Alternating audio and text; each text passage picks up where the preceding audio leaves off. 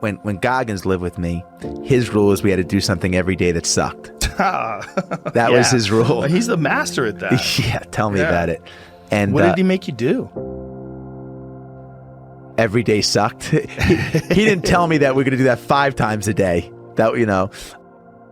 No, I mean, I remember one day, well, the first thing we did was he came in and he wanted to see how many pull-ups I could do so we could map out the month. He lived with me for a month. And I went to the pull-up bar and I got like maybe 8 pull-ups, which is an exaggeration. I probably got like 4 pull-ups. You know? A lot of people are listening, so I'll say 8. And then he said, all right, wait 30 seconds, go and do it again. And I went up on the pull-up bar and I did maybe like 3 or 4. He said, all right, wait 30 seconds, I want you to do it again. And I got up on the pull-up bar and I did maybe like 1 kipping, you know, getting my damn chin over the bar, barely. And I dropped down, I was all jacked up and I said, all right, well, what's next? He said, well, what's next is we're not leaving here until you do 100 more. We're not leaving the gym until you do 100 more. That day? Now. Like right now. Right now. So you had done like, 7. I did like probably 7 or 10, and I was like, man, Goggins, that's impossible. And he said, you know, I already know what your biggest problem is. And he's like, the limitations you're putting on yourself are self-imposed. Get back on the bar. And, you know, Jesus Roger Christ. That, man. And I got up on the bar, and I over the course of an hour or 2, I did them. And that started our journey of like, you're about to go in a place where you've never been. I graduated mentally and physically exhausted, but felt almost nothing when I was awarded the wings I thought would anoint me as a made man around Fort Campbell. I was still too puzzled and irritated by Captain Connolly's level of effort, which felt almost confrontational. It wasn't a lot of fun to be around him, yet I relished every second. He made me uncomfortable because he exposed my lack of dedication to giving my best effort each and every day. Being around people like that forces you to try harder and be better.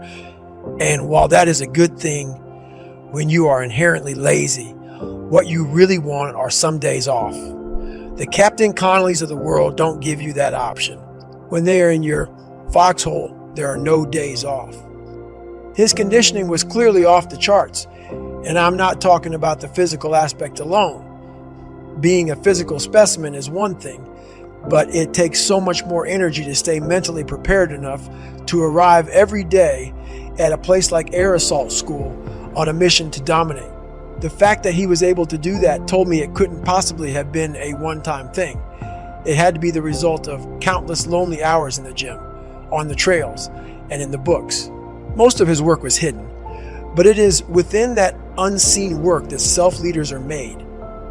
I suspect the reason he was capable of exceeding any and all standards consistently was because he was dedicated at a level most people cannot fathom in order to stay ready for any and all opportunities.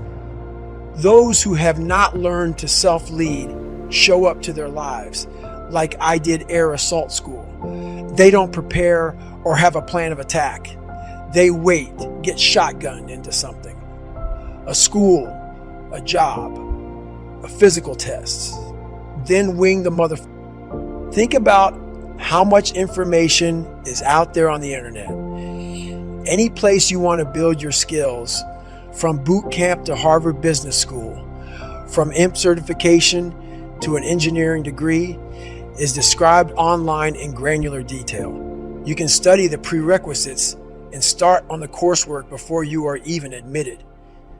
You can prepare as if you are already there, so when the time comes and you do land that opportunity, you are ready to smash it. That's what a self-leader does, no matter how busy their lives are.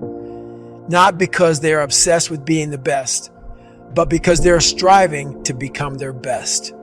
I've had this conversation with a bunch of people, and my basic premise is that I refuse to believe in things that take power away from me. If you are in a haunted house and you believe in ghosts, you're scared of the haunted house. If you're in a haunted house and you don't believe in ghosts, you're just in a house and you don't care. So I don't like the idea when someone explains to me the idea of one day waking up and being miserable and not wanting to live anymore, and it's nothing to do with my circumstances and I have no power over it, and no matter how good my life is, I'm still gonna feel terrible and I'm gonna wanna die. Feeling depressed is real. Yeah. Depression as a disease, I do not subscribe to. The idea, I believe, that if you feel depressed, something is depressing you, and you should try your best to fix it. You should take control of your life and do your best to fix it. The idea, but they don't say that. They don't talk that. They say depression like it's this magic thing that comes out the sky and it gets in your brain. You're sad no matter what, and there's nothing you can do about it, and you need to only take pills. And I think that's a very bad way to look at the world, and that's a bad idea to subscribe to. And if you start to feel depressed, let's say your girl leaves you and you start to feel depressed, but you believe in the idea of depression, you're now going to start diagnosing yourself as clinically depressed, self-hypnosing yourself into hypnotizing yourself into being clinically depressed. And it's amazing how you can speak things into existence. I cannot become depressed because I don't believe in it.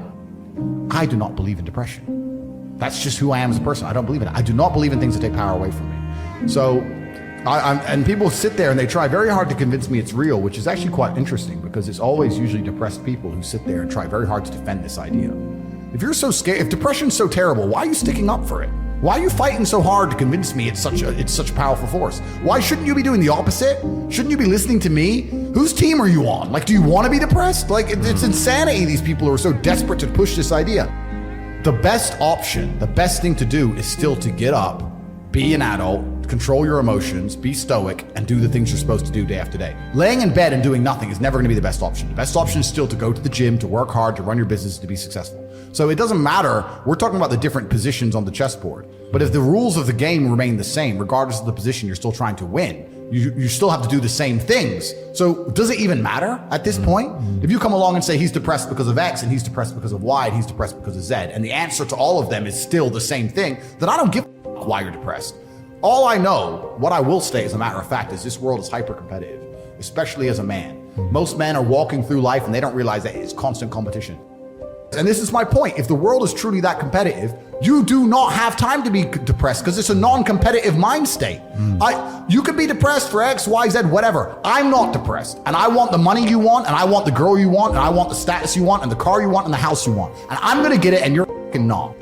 What I'm saying is you're playing a game and it's a competitive game and you need to build a mindset that allows you to be ultra competitive. And if you want to sit there and say, no, I want a non-competitive mindset, then fine.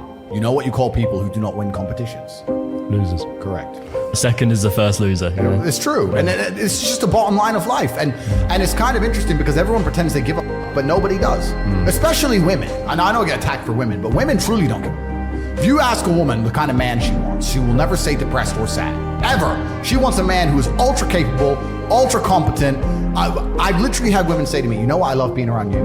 Well, I don't have to think. I'm like, what do you mean? Because I just turn up and like, we just walk in the hotel and everyone, staff do anything we want and the jet's just on the runway and we just land and I'm in this beautiful place and I don't even know where I am and I get to just turn my brain off and it's great. Like, they want someone who is fun and spontaneous and charismatic and successful. They don't have time for sad dudes. They don't care. So the world doesn't care. The world has never given a shit about sad men. So if you're going to sit there and self-diagnose yourself as a sad man, you're going to have a shit life and nobody's ever going to give a fuck and you're going to perpetually lose forever. And that is your decision. I am so scared of being that person. The idea of that terrifies me to the point where I don't even want to accept that as a reality that can possibly exist. I don't give a shit what happens to me in my life. I don't care how bad it is. I don't care if the worst, most heinous things I can possibly imagine happen to me. I know that my sadness, my depression will be temporary because I will never stay a loser. It is against my creed. It's not in my DNA.